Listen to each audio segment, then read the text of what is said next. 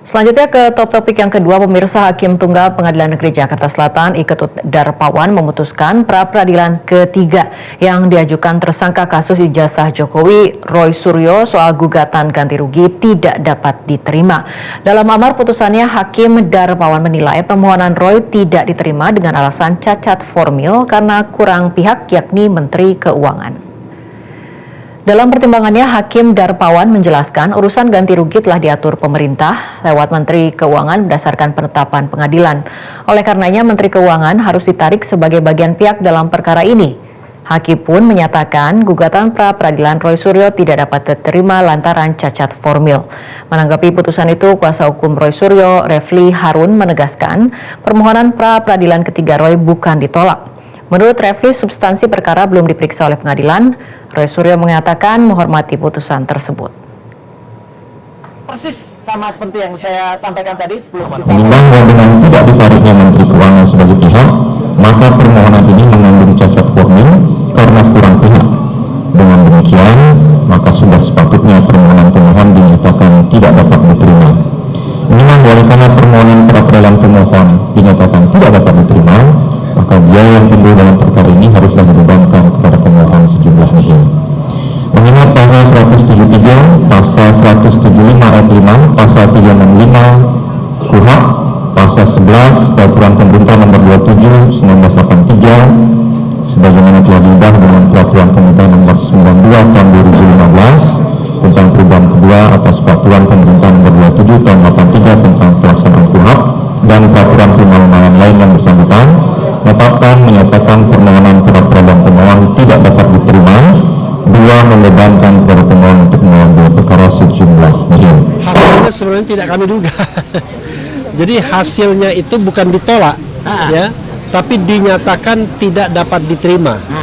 Nah, kalau dinyatakan tidak dapat diterima, itu artinya tidak diperiksa substansi perkaranya. Nah, mengapa dinyatakan tidak dapat diterima? Ya, mungkin ngelesnya pengadilan adalah bahwa katanya kurang pihak. Jadi pihak yang harus juga turut dimohonkan adalah Kementerian Keuangan sebagai kasir negara atau bendahara negara, sehingga nanti kalau dikabulkan tuntutan ganti ruginya, maka kemudian bisa dibayarkan, bukan hanya kemenangan di atas kertas, on the paper. Karena itu ya mudah sekali, biar sama-sama capek, saya batuk juga kan, ya nanti kita ajukan lagi saja. Usai putusan, pihak termohon Polda Metro Jaya mengingatkan bahwa gugatan dengan objek perkara yang sama tidak dapat diajukan kembali. Meski belum ada aturan untuk membatasi gugatan, Polda memastikan pihaknya siap menghadiri pra-peradilan. Kalau dia objeknya sama, ya otomatis ditolak, tidak bisa. Walaupun yang tergugatnya bakalan ada penambahan gitu ya Pak? Ya, mungkin dia objeknya berbeda. Tapi selama hakim menerima dan memanggil kami untuk menghadiri undangan pengadilan, kami akan hadir. Tapi gimana nih Pak tanggapannya udah sampai 4 kali mengajukan gugatan? Ya, memang aturan belum ada untuk itu. Jadi itu merupakan hak dari pemohon. Yang penting objeknya tidak sama. Kalau hakim menerima, otomatis kami sebagai yang tergugat termohon siap hadir.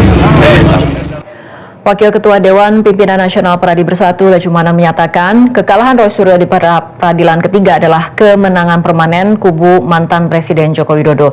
Sementara terkait pengajuan pra-peradilan keempat, Lecumanan menilai Roy Suryo tidak berani membuktikan tudingan ijazah palsu terhadap Jokowi di pengadilan. Meski demikian, kubu Jokowi mempersilahkan para tersangka menempuh proses hukum sesuai konstitusi. Ini adalah kemenangan permanen. Seperti yang pernah disampaikan oleh Ibu Tifa, ya kan, Ibu Tifa juga berkata ini merupakan kemenangan permanen. Kami harusnya sudah menyampaikan kepada masyarakat inilah kemenangan permanen kami. Karena kenapa? Jelas-jelas tersangka tidak berani membuktikan sangkaannya di pengadilan.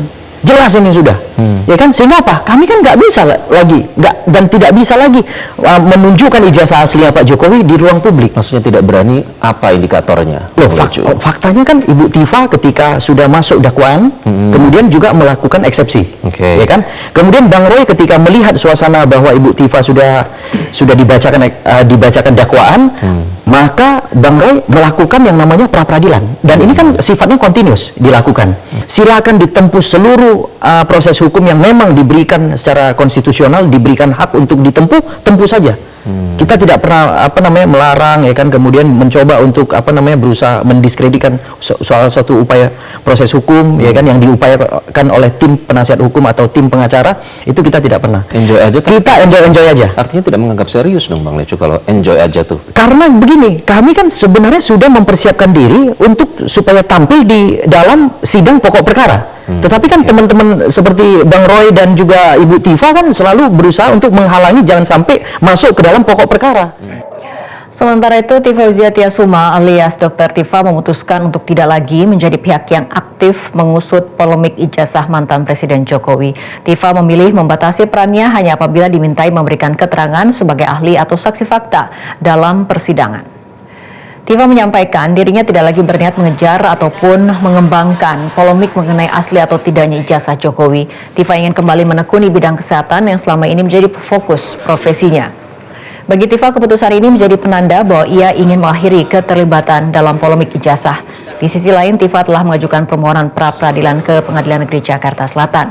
Sementara pasca putusan sela, Jaksa Penuntut Umum telah memperbaiki dakwaan dan melimpahkan kembali dakwaan baru perkara fitnah ijazah palsu Jokowi dengan terdakwa Tifa. Sidang perdana digelar 13 Agustus, mundur dari tanggal 6 Agustus lantaran majelis hakim berhalangan. Kurang lebih 450 hari juga saya sudah menjadi pelaku hukum di situ. Dalam hal ini saya sebagai saksi, lalu kemudian terlapor, lalu kemudian tersangka, dan pada akhirnya menjadi terdakwa yang alhamdulillah pada tanggal 23 Juli 2026 ya, pada sidang yang sudah terjadi di Pengadilan Negeri Jakarta Timur, saya akan bebas dari segala dakwaan, alhamdulillah wa syukurillah ya.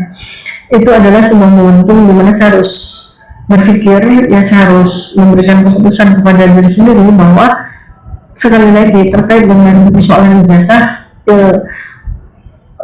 bagian saya sudah saya tunaikan, jadi sudah cukup untuk saya.